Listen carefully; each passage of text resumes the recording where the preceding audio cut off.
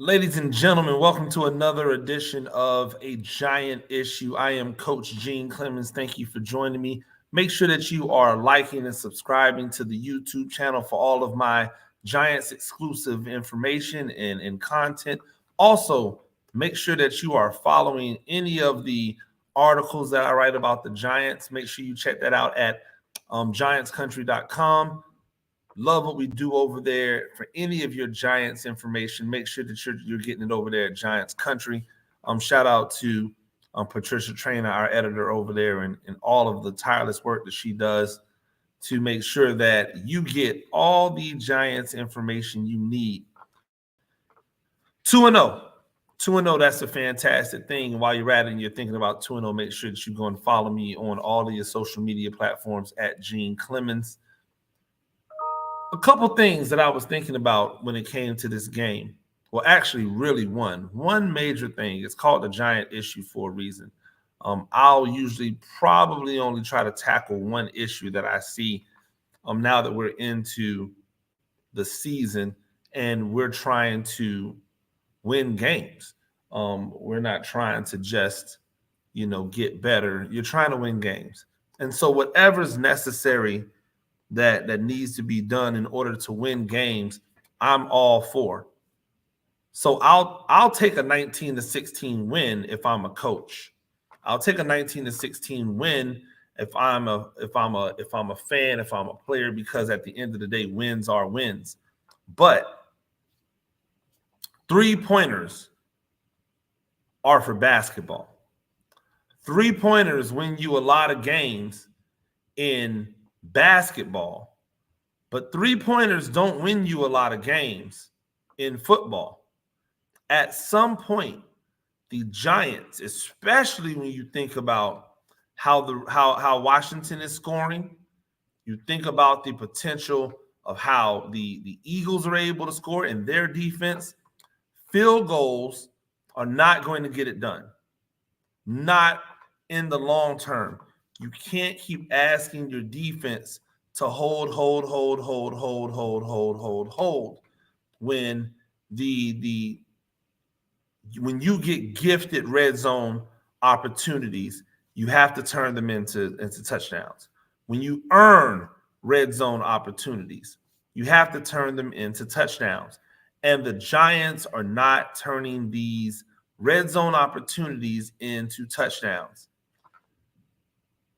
I'll play out for you the scenario of how the game goes, and most of you watched it, so I don't have to bore you with the details. But they get the ball on a fumbled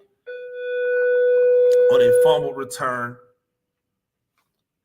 field goal. I don't even really want to harp on that because okay, you didn't get the touchdown at one time. The next series, they get a fumble, they get it down into the red zone, and it's first and goal. It's first and goal, I believe, from the 4-yard line. First and goal from the 4-yard line. They split out Daniel Jones. They go wildcat with Saquon and with Breida in the backfield.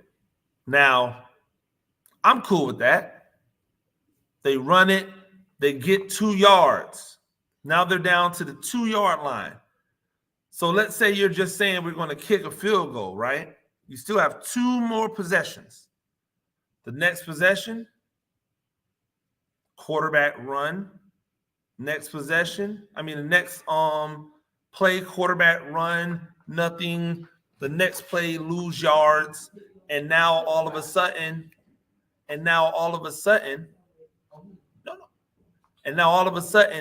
you are backed up.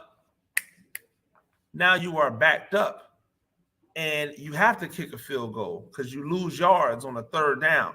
But in my opinion, what are you doing if your running back just got 2 yards in the wildcat on a 1st and 4? Why not go right back to that same play and see if we can't pick up 2 more yards? If you picked up 2 yards on one play, why not go ahead and try to pick up another 2 yards? What's the problem with the play calling where Saquon Barkley touches the ball on the 5-yard line or inside the 5-yard line once, and then he never touches it again. What's the thought process? When you have a running back and you have a tight end that you have confidence in the blocking, and you have a left tackle that should be an all-pro this year who's really good at run blocking, and you have a right tackle who is a rookie, but he's really good at running at run blocking. Let them do the job that they're great at. Go off tackle, come downhill. You know what? You got gifted 3 points. I would have been okay if Brian Dable would have said, hey, listen, fellas, this is 4-down territory for us. We didn't think we were going to have these 2 possessions that we had. We got a free possession in the turnover. We turned it into 3 points. Now we get another free possession in the turnover. What do we do with it? We have to put these things in the end zone. And if we're not putting them in the end zone, then what are we doing? If we're not getting touchdowns out of these possessions, when we're in the green zone, when we're in the area of the field that says this should be touchdown or bust right now, if we're not doing that, then what are we doing? The thought process with how we need to go out and be aggressive in the red zone means that we want to try to preserve a field goal if we're in the 20. But when we get down inside the 10, everything that we do should be predicated on getting in the end zone. And if you're not getting in the end zone, then what are you doing? If you're not scoring touchdowns, then what are you doing? Are you really expecting to beat this Eagles team and the way they've looked in the first 2 games? Are you expecting to beat them 19-16? Are you expecting to beat that Washington Commanders team that have come out and put up points in the last 2 weeks at a high clip, 20-something plus points? Are you expecting to beat them 19-17 or 19-16? At some point, you have to be able to show dominance. Show dominance. If you're going to run the ball and you're going to say, hey, listen, we're going to be ball control, but we're going to run the ball, and our quarterback is going to be somebody that manages, because that's what he is. He's a game manager. Okay, cool. Let's manage to get the ball in the end zone, because that game should have been 14-0. And you know what happens if the game is 14-0 instead of 6-0? Now Carolina has to abandon all of their game plan. They have to abandon the entire game plan. 6 minutes into the game, they have to be thinking, we need to put points on the board, or else this one can get ugly quick. And if they're not thinking we need to put points on the board because this one can get ugly quick, then the game's already over. Their level of aggression has to rise. Now, when their level of aggression rises, that means that their opportunity to make mistakes are going to get higher.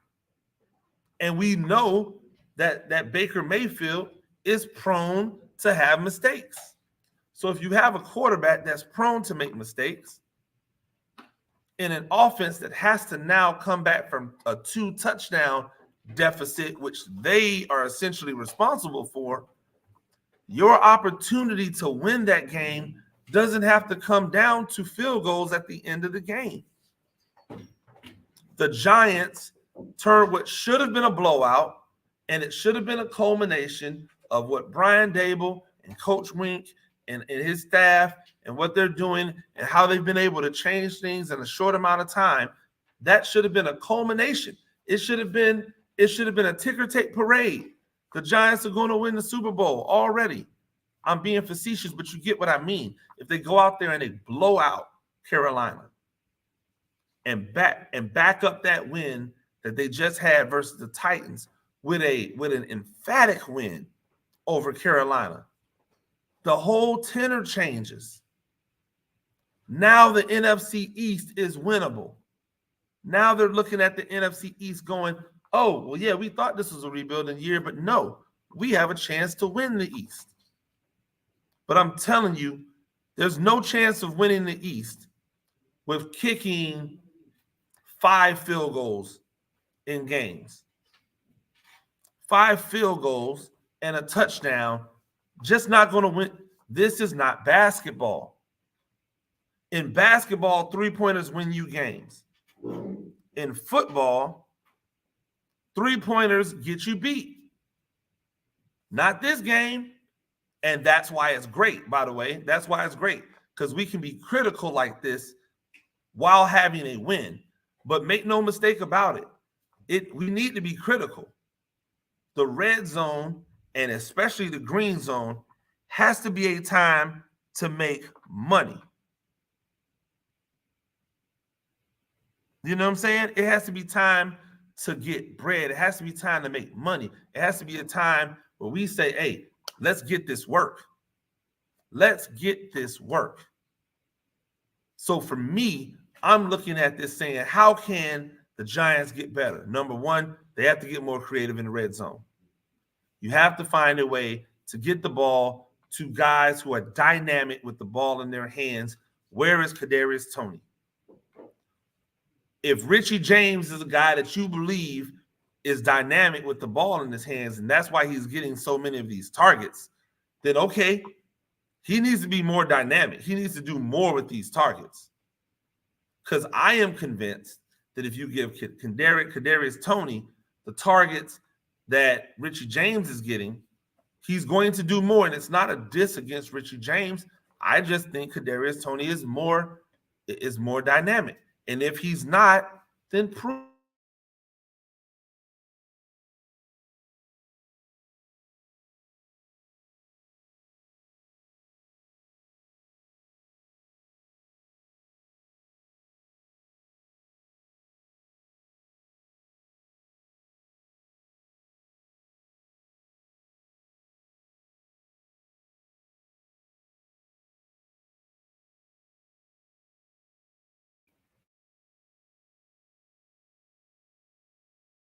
It's right there for the taking.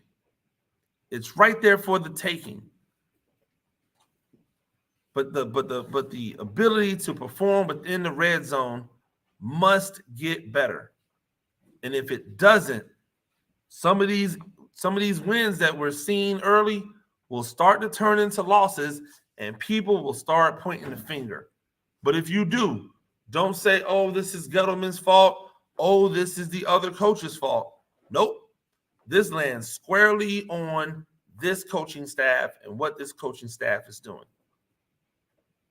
Ladies and gentlemen, another episode of A Giant Issue. I'm Coach Gene Clemens. Make sure you're looking at all of my content on the YouTube page. You know what it is. Make sure that you are looking at giantscountry.com. Read all those articles. You make sure you run it up. Follow me as always on social media anywhere at Gene Clemens. Until the next time, go Big Blue.